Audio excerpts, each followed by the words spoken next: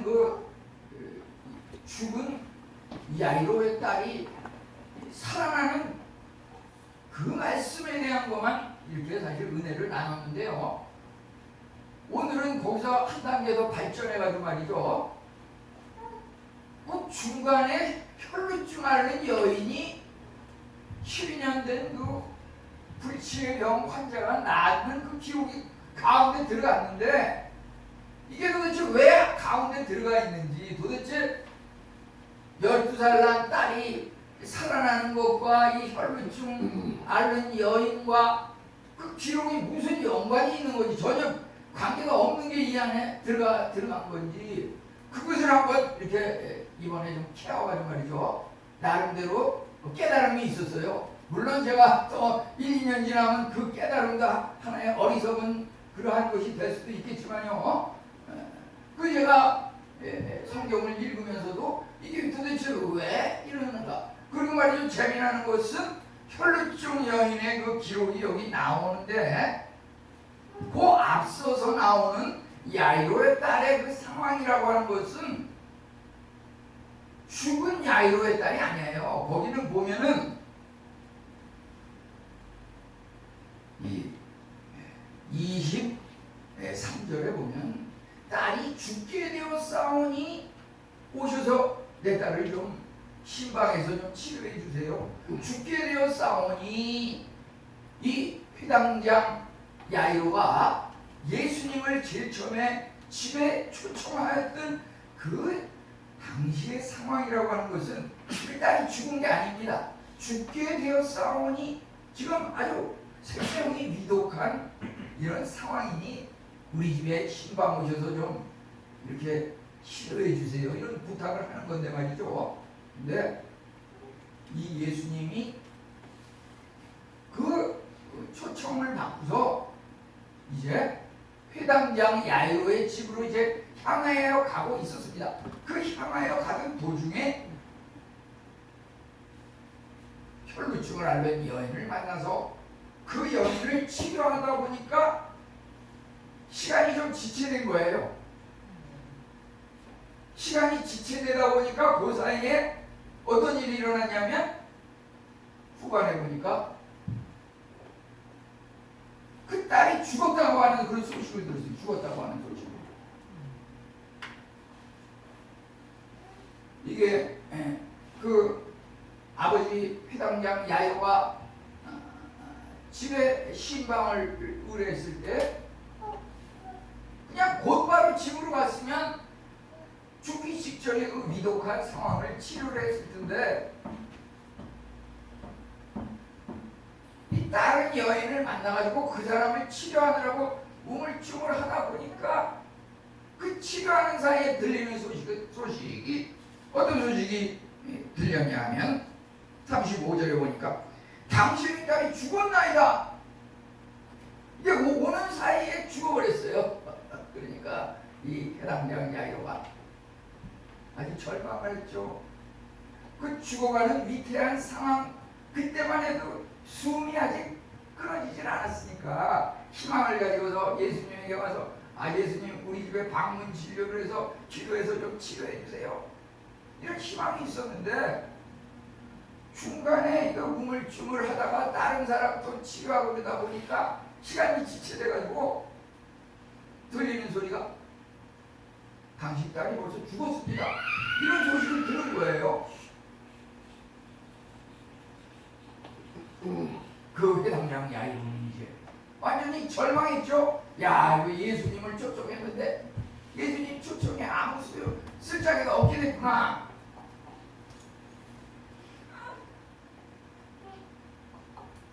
예수님은 그 회당장 야이로를 위로하면서 두려워 말라, 믿기만 하라, 이렇게 말씀하시고 위로하셨습니다.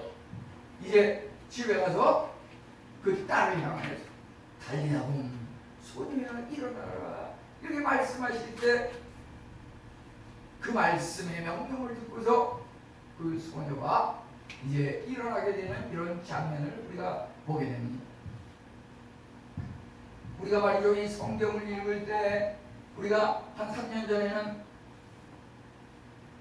죽은 소녀가 살아난 것을 중점으로 봤다 그러면 이제 조금 2, 3년이 지나서 좀 더 발전적인 의미에서 요 가운데 들어가 있는 혈루증 여인을 치료하는 사건과 무슨 관계가 있길래 여기 들어갔는가?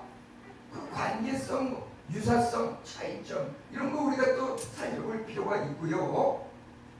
그 다음에 이런 성경 연구라고 하는 것은 성경 연구와 의미를 깨달아 아는 게 전부가 아닙니다. 그건 신학교에서 학생이랑 교수들이 하는 얘기고, 우리 믿음의 성도들은 성경을 읽고 말씀의 의미를 배우는 것을 통해서 내 삶 속에서 이것이 일어나야 되는 겁니다. 내 삶 속에서 십자가의 죽음이 부활의 역사로 일어나야 되는 겁니다. 그것은 무슨 말이냐면 말이죠. 그것을 얘기하는 데 있어서 그 삶의 적용이라고 하는 것은 사람마다 다 다릅니다. 다 다르기 때문에 그것을 이야기할 때 그건 목사님이나 하는 얘기죠. 그건 안수 집사님이나 해당되는 얘기죠. 평신도 나랑 아무 관계가 없습니다. 이런 식으로 우리가 생각하기가 쉽습니다. 그건 그럴 수밖에 없어요. 제가 이 말씀을 연구할 때 물론 지난 한 60여 년간의 그 모든 것을 집약을 해서 연구하지만 또 지난 한 주간 동안 좀 더 집중적으로 연구하고 이 말씀을 전하기 앞서 밤새 또 연구하고 오늘 새벽에 또 뉴스거리라든지 이런 걸 보면서 또 그것과의 연관성을 이제 적용 실천하면서 우리 말씀을 전하려고 하는 것입니다. 저에게는 이 말씀을 이렇게 적용한다 했을 때 우리 성도님들도 그것을 똑같이 적용하려는 말은 아니에요. 우리 성도님들은 성도님대로 각자 상황에 처한 게 있습니다. 그것을 시팀 레벤이라고 독일어 시팀 레벤이라고 하는 내가 처한 상황에서 이 말씀을 적용한다고 하는 것입니다. 예를 들어서 저는 이 말씀을 통해서 제가 우선 인해교회 목회를 하는 데 있어서 오늘 10월 16일 정말 중요한 문제가 무엇인가, 새로운 문제가 무엇인가라고 했을 때 그것은 이제 16일부터 시작하는 1년 중에 한 번 이루어지는 대신방, 가정신방에 관한 이런 것이 어떻게 하면 신방을 통해서 은혜를 받고 성도님들과 제가 좀 더 하나님을 잘 섬길 수 있을 것인가 라고 하는 그것이 머리에 들어있거든요. 그랬을 때 이 말씀 속에서 하나님께서 그것을 지시해 주십니다. 여기에 네가 대신방을 이러저러 하게 해서 이러저러한 성과를 올려라. 오늘 읽은 이 말씀 속에서 그것을 알려주십니다. 하나님께서. 이제 그 부분까지 예를 들어 한 가지만 더 말씀드리면 지난 밤 예를 들어서 오후 3시 30분부터 지금 현재도 말이죠. 대한민국 사회 예를 들어서 카톡이라고 하는 그 회사가 분당에 무슨 판교 쪽에 있는 모양인데 거기가 불이 나가지고 말이죠. 통신이 완전히 두절이 돼버려서 도대체 카톡이 안 되더라고요. 오늘 동영상 촬영도 뭐 오늘 거의 100% 나오다시피 해서 동영상 안 해도 되는데요. 카톡이 안 되니까 동영상 할 수도 없는 거예요. 그러면 카톡이 중단되고 통신이 단절되는 것이 오늘 말씀 속에서 무슨 연관이 있는지, 오늘 말씀을 통해서 하나님께서 하시는 말씀, 오늘 우리에게 들려주는 말씀, 내가 읽는 그 말씀은 지금 가장 전개되고 있는 그 말씀, 그 시대적인 상황, 그거가 일치가 되는 겁니다. 그 가장 적절한 말씀을 하나님께서 보여주시고 우리 여기 앉아있는데 설교의 것을 들려주는 것입니다. 그것을 깨달아야 하는 것입니다. 자, 오늘 말씀을 통해서 서론부터 중간부터 끝날 때까지 그러한 것들을 우리 성도님들한테 이야기할 것입니다. 이 말씀이 이해가 되는 분도 있고 이해가 안 되는 분도 있습니다. 어떤 분은 그래요.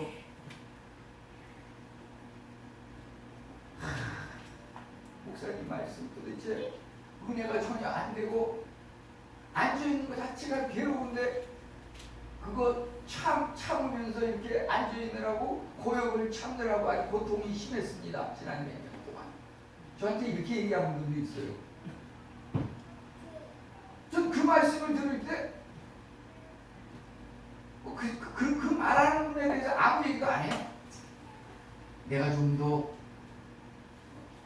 성도님들에게 다가가서 말씀을 제대로 잘 전달해야겠는데 내가 너무 부족하고 너무 연약하구나. 그러한 부분을 개선하려고 꾸준히 이렇게 노력하고 힘쓰는 것입니다. 이제 오늘 말씀에 들어가서 예를 들어서 회당장 야이로의 12살 된 딸을 죽음에서 살리신 사건과 12년 된 혈루증 여인이 낫게 되는 이 두 가지 기적은 예수님 치료의 능력이 겸손한 기도와 또 확고한 믿음, 특별한 영적인 교류에 의해서 일어난다고 하는 것을 보여주고 있습니다. 회당장 야이로의 딸이 죽게 될 만큼 위독한 병이 있어서 예수님이 방문 진료를 요청해서 허락받았습니다. 집으로 향하던 중에 혈루증 여인을 만나서 치료하면서 시간이 지체되므로 12살 된 소녀는 가망이 없는 위독한 상황에서 이제 시간이 지체되므로 그 사이에 죽어버리는 그러한 얼토당토하는 상황으로 변화가 됐습니다.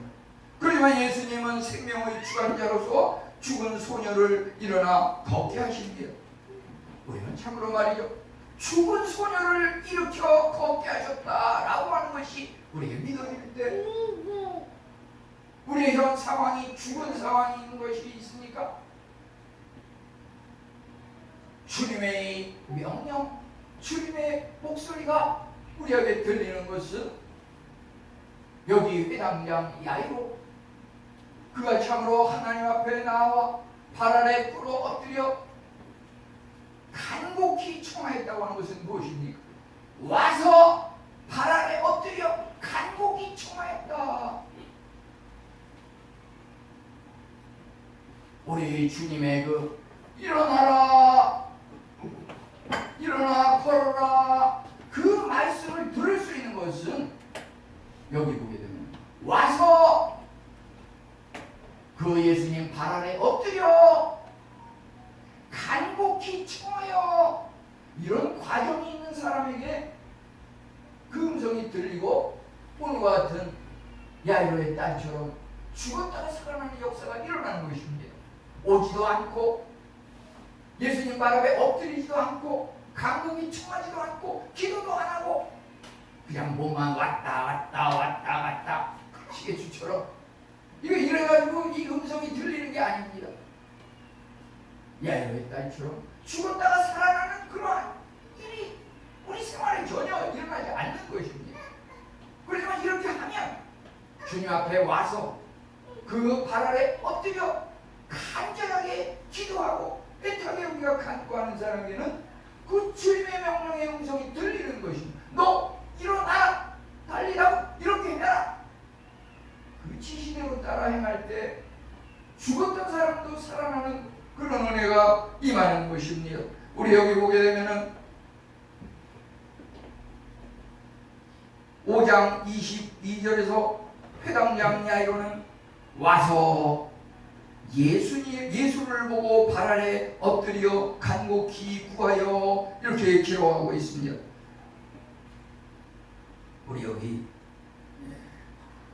12년 된 혈루증 여인도 말이죠, 이제 예수님 앞에 와서 그 앞에 엎드려 이와 같은 그 기록이 나와 있는 것을 보게 됩니다.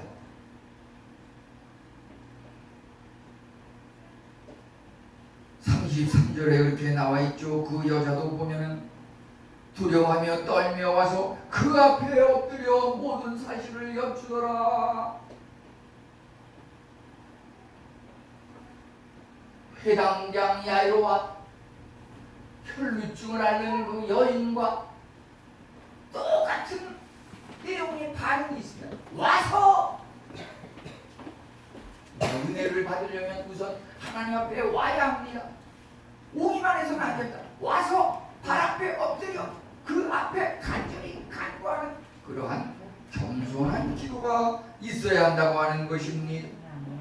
우리가 참으로 우리의 고통을 얼마나 자주 주님 앞에 나와서 하나님 앞에 그 짐과 부탁이를 하나님 앞에 아뢰면서 기도합니까?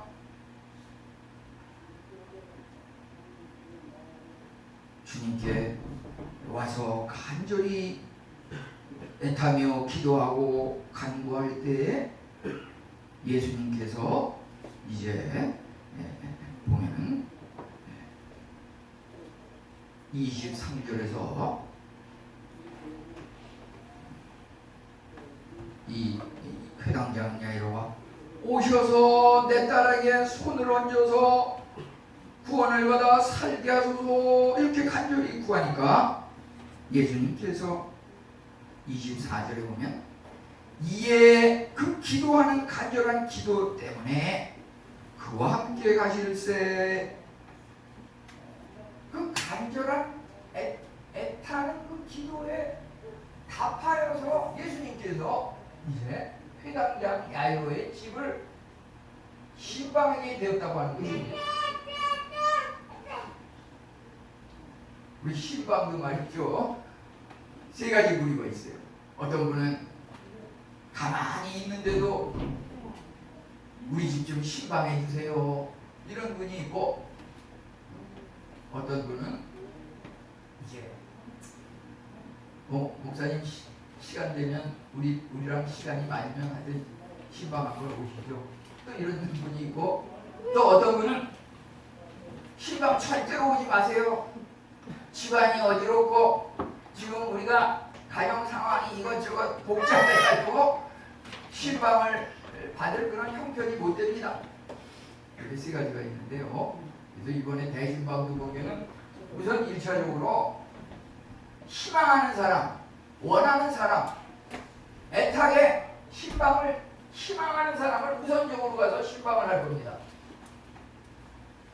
그리고 이제 신방을 원하지 않고 그것을 아주 그냥 신방 자체를 아주 고통스럽게 생각하고 이런 사람은 또 신방을 안 하고 그냥 교회에서 또는 가까운 곳에서 그냥 이렇게 밖에서 이렇게 만나서 또 기도하는 걸로 대처할 수도 있습니다. 어쨌든 여기 보면은 회당장 야이로는 예수님 앞에 와서 우리 집에 이러이러한 문제가 있습니다. 내 딸이 위독하고 죽음에 직전에 있는 어려운 상황이 있으니까 와서 좀 안수기도를 해주셔서 낫게 해주세요. 이렇게 청하였던 것이고, 예수님께서는 그 간절한 소원에 답해서 그 집을 향해서 방문 진료, 신방, 그것을 이제 길에 오르시는 것입니다. 이제 그런데 가던 도중에 혈루증 앓는 여인을 만나게 됩니다. 혈루증이라고 하는 것은 요즘으로 말하자면은 일종의 그 병명으로 따지게 되면은 자궁암이라든지 자궁종양이라든지 여인에게 있어서 말이죠. 그 피가 멈추지 않고 계속 출혈이 되는 그런 병이거든요. 그러니까 그 당시로서는 여인이 이런 그 자궁 질환으로 인해서 12년 동안 그 출혈이 멈추지 않고 자꾸 나오는 이것이 부끄럽고 내가 뭐 부정한 잘못을 저지른 건 아닌가, 다른 사람들의 오해도 받을 수 있고, 그러니까 그걸 잘 나타내지 않으려고 그러는 것이 그 환자 자신의 그 심정이라고 할 수가 있거든요. 그런데 이제 예수님께서 그 여인이 그 예수님이 지나가는데 옷자락을 만지는 순간 혈류의 근원이 말랐다고 했습니다. 여기 보면은 29절에 혈류의 근원이 마름에 병이 나은 줄을 몸에 깨달으니라. 12년 동안 되었던 그 자궁출혈이 멈췄다고 하는 것입니다. 이 여인은 참으로 너무나 감격하고 그 주님의 능력에 놀라움을 표시하면서 네가 나았으니 두려워하지 말고 이제 평안히 가라 이렇게 말했던 것은 예수님이 얼마나 따뜻하신 분인지, 너 이제 더 이상 그걸로 인해서 부끄러워하거나 죄책감에 사로잡혀 있지 말고 많은 사람 앞에서 치료해 주신 주님의 은혜를 간증하면서 평안히 지내거라 이렇게 주님께서 말씀하셨던 것입니다. 치유의 기적을 체험한 여인이 예수님 앞에 엎드린 것은 바로 그도 또한 예수님 앞에 겸손한 모습을 보였다고 하는 것입니다. 이렇게 예수님 앞에 와서 겸손하게 발 아래 엎드려 간절히 기도하며 간구하는 자에게 예수님께서 어떠한 응답과 음성을 들려주십니까? 그것이 바로 달리다봄 소녀야 일어나라. 이 달리다봄이라고 하는 것은 아람어라고 하는데 원래 이것이 그 어머니가 딸에게 말이죠, 잠자고 있는 그 아이에게 아침 기상 시간이 되었을 때 달리다봄 그 딸에게 말이죠, 얘야 이제 일어나라, 그만 잠자고 일어나라 이럴 때 사용하는 그 언어라 그래요. 그러니까 우리는 죽음이라고 하는 것에 대해서 여러 가지로 생각할 수 있겠지만 예수님께서는 여기서 말씀하시기를 39절에서 그 아이가 죽은 것이 아니라 잔다 이렇게 말씀하셨거든요. 우리가 잠이라고 하는 것은 밤이면 잠이 드는데 하루 일과 속에서 피로에 지쳐서 어떤 분은 막 2가지 3가지 일하면서 더 피곤해가지고 더 쓰러져서 잠을 자는데, 잠을 자고 일어나면 그만큼 그 피로와 고통과 이런 것들이 재충전되면서 쉬는 편안하게 되는 그러한 역할을 하는 것이 아닙니까? 잠이라고 하는 것이. 죽음도 사실은 마찬가지라고 하는 것이죠. 죽음도 마찬가지라고 하는 것입니다. 그게 무슨 말이냐면 요한계시록 14장 13절에 주 안에서 죽은 자들은 복이 있도다. 그들이 수고를 그치고 쉬리니. 주 안에서 죽은 자들은 복이 있는 것이고 이제 그들은 참으로 수고를 그치고 쉬리니. 우리가 일생 7, 80, 8, 90 노력하면서 수고하고 힘든 그 인생을 말이죠, 죽게 되는 그 순간이라고 하는 것은 하나님께서 우리 믿음의 성도들에게는 정말 쉼을 주시는 은혜라고 여기 요한계시록 14장 13절은 말하고 있는 것입니다. 그러니까 불신자들의 죽음은 그건 쉼이 아니고 지옥으로 가는 그 길목에 들어서는 것이고, 우리 믿음의 성도들의 죽음이라고 하는 것은 너희가 주 안에서 수고하고 너무 노력하고 힘썼으니 이제 좀 그만 쉬거라. 그 쉼의 은혜라고 하는 것입니다. 그래서 믿는 사람은 그 죽었을 때 얼굴이 얼마나 편안하고 미소를 띠면서 마치 살아있는 것처럼 그런 얼굴을 하고 눕게 되는 것을 보게 됩니다. 우리가 하나님 말씀에 순종하는 것, 달리다 보면 소녀야 일어나라. 매일 아침 어머니가 아이를 깨울 때 사용하는 이 말을 죽은 소녀가 들었을 때 그 소녀 또한 죽은 상태이지만 예수님 보실 때는 그것이 죽은 것이 아니라 잠자고 있는 그런 쉬는 상황이었기 때문에 예수님께서 달리다 보면 소녀야 일어나라 이렇게 말씀하실 때 영과 영이 서로 교류하는 가운데 그 소녀는 그 말씀을 듣고 일어나라고 하는 그 말씀을 듣고 순종하여서 일어나서 걸었다고 하는 것입니다. 이제 주님은 참으로 쉴 틈 없는 사역의 연속이었던 일과를 보게 됩니다. 어떠합니까? 예수님의 사역은 참으로 가르치고 전파하며 병을 치료하는 그러한 사역이었음을 복음서의 여러 곳을 통해서 보게 됩니다. 우선 21절 우리가 읽은 거 보게 되면 예수님께서 가시는 곳마다 21절에서는 큰 무리가 그에게 모이거늘, 예수님이 발걸음 옮길 때마다 큰 무리가 그 주위에 모여들었습니다. 그 여인이 참으로 예수님 옷깃에 손을 만져서 혈루증이 멈추는 그 은혜를 받았는데, 그때의 상황은 또한 어떠합니까? 27절에 보면 예수님이 지나간다는 소문을 듣고 무리 가운데 끼어 비로와서 그의 옷에 손을 대니, 참으로 21절에서 큰 무리가 예수님께 모였다고 하였고, 이제 야이로의 집으로 이동할 때에도 24절에 보면은 큰 무리가 따라가며 에워싸 밀더라, 에워싸 밀더라.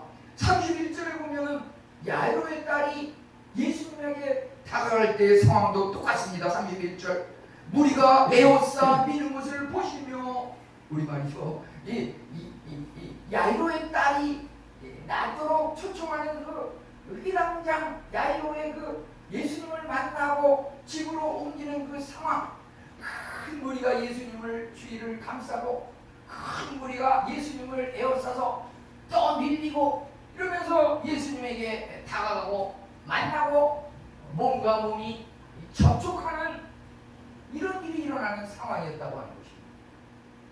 이것은 무엇을 의미합니까? 큰 무리가 그 주위에 모이고 사람과 사람이 떠밀려서 예수님과 이렇게 부딪히고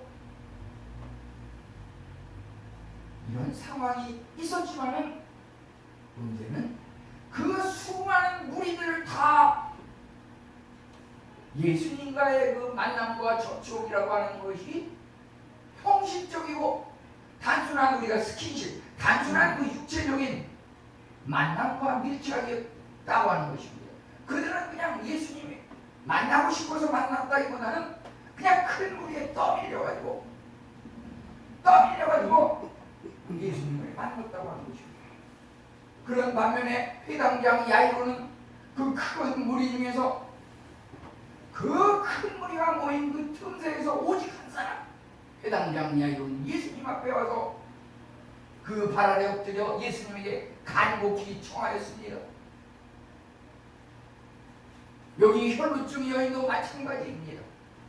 큰 무리가 밀치면서 예수님을 에워싸고 떠밀리고 이리저리 하면서 예수님에게 부딪히는데, 그 여인 오직 한 사람만이 엎드려가지고서 애타면서 그 옷자락이라도 만지면 내가 나으리라, 그런 믿음과 확신을 가지고서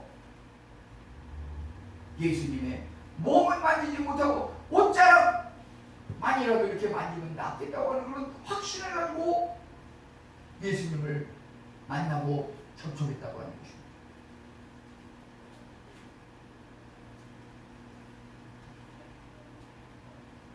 우리 어느 교회는 무슨 35만 명이다, 50만 명이다 교인이, 이런 교회도 있는데,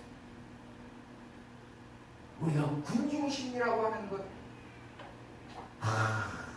거기가 좋다더라, 목사님이 훌륭하다더라, 건물이 아주 번쩍번쩍 삐까번쩍하다더라, 카더라, 그 소문만 듣고 막 그냥 이리저리 떠밀려서, 여기 나오잖아요 성경에, 에워싸 미는 것, 이리저리 떠밀려서 예수님에게 나오는 사람이 얼마나 많은지요.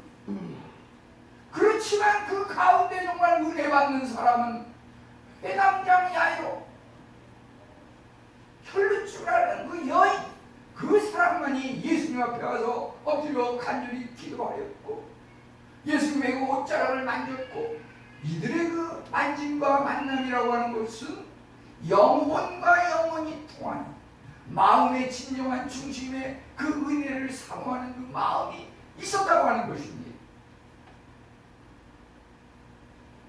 우리가 물론 덩달아서 은혜 받는 사람도 있지만, 정말 참다운 은혜라고 하는 것은 우리가 예수님과 1대1의 중심의 만남이 있어야 하는 것입니다. 예수님께서는 참으로 쉴 틈 없는 그 사역, 해당장의 집을 신방하고 싶어서 갔지만은 그 신방하는 길목조차 곧잡을 수가 없었어요. 너무나 큰 무리가 그를 에워싸고 너무나 많은 사람들이 어떻게 해서든지 예수님에게 은혜를 받고자 하는 마음이 간절하다 보니까 그 혈루증 요인을만 치료하느라고 시간이 지체돼서 위독했던 그 딸이 이제 죽음의 상황으로 시간이 지체돼가지고서 이런 상황이 전개된 것을 보게 됩니다.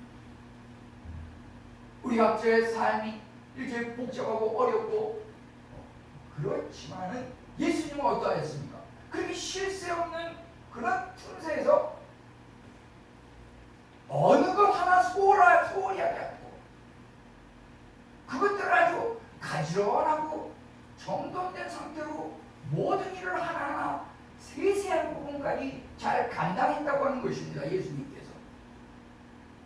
우리말이죠. 그래서 교회에서 열심히 잘 섬기는 사람은 가정에서 열심히 섬기고, 가정에서 열심히 섬기는 사람은 직장에서도 열심히 일 잘하고, 사람이 그런 거예요.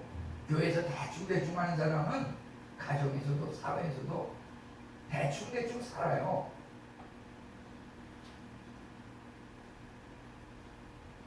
제가 예를 들어서 저도 예수님을 닮은 그런 삶을 살려고 노력합니다. 예를 들어서 지난 3, 4일 전 수요일에 보면은 4시 20분쯤에 새벽에 잠에서 일어납니다. 새벽 예배를 인도하고 한 8시 반쯤에는 또 한의원에 출근해서 환자를 치료하기 위해서 만나고 접촉합니다. 한의원이 끝나면 저녁에 이제 집에 돌아와서 이제 다시 수요 예배에 참석합니다. 수요 예배가 끝나면 집으로 가서 목요일 새벽 예배를 위해서 준비합니다. 새벽 예배 준비가 끝나면 이제 동시에 주일 예배를 위해서 또 말씀을 준비합니다. 중간중간에 또 제가 10여 년간 있었던 스리랑카에서 그 의사들을 교육하는 그 강석홍이라고 하는 그 의사가 지금 하고 있는데 저한테 자꾸 메일이 오면서 어떻게 가르쳤었냐, 교재는 뭘 썼냐, 어떻게 하면 그들을 잘 가르칠 수 있냐 자꾸 연락이 오는데 그것도 답해주고 코치하느라고 대개 한 새벽 한 1시쯤 넘어 1시 내지 1시 반쯤에 잠이 들어요. 새벽 한 1시 내지 1시 반쯤 들면 한 4시 한 20분쯤에 빨리 깨서 또 새벽에 여기 나와요. 근데 이런 게 얼마나 저 홍천수 집사님 저보다 열심히 살아서 제가 말씀드리기가 순간인데요. 그러지만 이렇게 열심히 살아도 피곤치 않고 이것을 감당하게 하시는 게 주님의 은혜이고 하나님께 감사하는 것입니다. 참으로 우리는 특별한 하나님과의 영적인 접촉이 있어야 하는데 군중 심리를 극복해야 합니다. 그죠? 남이 다 한다니까 나도 덩달아서 하고 이래서는 안 됩니다. 믿음이라고 하는 것은 내 개인적으로 주님을 영접하고 영적으로 진정 마음의 중심에 예수님을 만지는 그러한 은혜가 있어야 한다고 하는 것입니다. 우리가 참으로 믿음으로 마음으로 믿어 의에 이르고 하나님의 뜻대로 행하는 자라야 천국에 들어간다고 하였습니다. 이제 마지막으로 전류와 전선이 연결되어야 거기에 전기가 통합니다. 예수님이 그 전류가 흐르게 하는 그 능력의 전기라고 하면은 우리 성도들은 그 전선줄이라고 생각하면 되겠습니다. 전선줄. 예수님께서는 능력의 전류, 전기이기 때문에 달리다 보면 일어나라 능력의 말씀을 계속 하십니다. 문제는 그 능력의 말씀이 적용이 돼서 일어나는 사람이 있고 전혀 그게 무슨 말인지 몰라서 일어나지 않고 그냥 자기 일만 계속하는 사람이 있어요. 우리 입장에서는 전선 코드입니다. 우리 전선 코드를 예수님께서 보내시는 그 전류에 연결을 해서 전류와 전선이 만나서 거기에 주님의 은혜가 죽음을 살리는 은혜의 역사가 일어나는 겁니다. 왜 그렇습니까? 주님은 십자가에 죽었다가 살아나신 분이기 때문에 우리가 가진 그 전선줄을 주님의 그 능력의 절규에 연결하기만 하면 우리 삶 가운데 죽었다 살아나는 은혜의 역사가 일어나는 겁니다. 지금 판교에 있는 그 카톡 회사에 불이 났다고 하는데 오후 3시만 어제 오후에 지금까지 이것이 복구가 안 되는데 그 뭡니까? 지금 통신시설이 단절이 됐습니다. 송수신이 전혀 안 됩니다. 보내는 것도 받는 것도 안 됩니다. 우리 예수님은 창세기부터 계시록까지 수천 가지의 능력의 약속의 말씀을 우리를 약속합니다. 달리라고 일어나라. 우리 그 말씀을 듣고서 우리의 그 전선줄을 예수님의 말씀으로 연결해야 합니다. 그 연결하는 사람만이 소녀처럼 죽음에서 일어나는 역사가 일어나는 겁니다. 우리 성도님들 모두에게 이와 같은 죽음에서 살아나는 달리라고 하시는 그 주님의 음성을 듣고 매순간 살아나는 그 같은 은혜가 임하시기를 축원합니다. 우리 다 같이 기도하겠습니다. 이 시간 다 같이 결단의 기도를 드리겠습니다. 주님께서 참으로 우리에게 매순간 달리라고 말씀하십니다. 죽은 영혼아 깨어 일어나라. 우리를 향해서 말씀하십니다. 그 소녀에게만 말씀하는 게 아닙니다. 나 개인을 향해서 말씀하십니다. 우리 그 음성을 들어야 합니다. 우리 각 가정마다 특별히 집안에서 그 가장 되시는 분들이 그 가정을 가정 목회자의 입장으로 교회에서 이 목회자가 교회를 목회하듯이 각 가정에서는 가장 되시는 분들이 가정의 목회자가 돼서 그 가정을 죽음에서 살려야 합니다. 경제를 일으켜야 합니다. 건강을 회복시켜야 합니다. 우리 특별히 가장의 역할이 큽니다. 이 시간 우리 가장들이 그 달리라고 하시는 말씀을 들을 수 있도록 우리 같이 1분간 기도하겠습니다.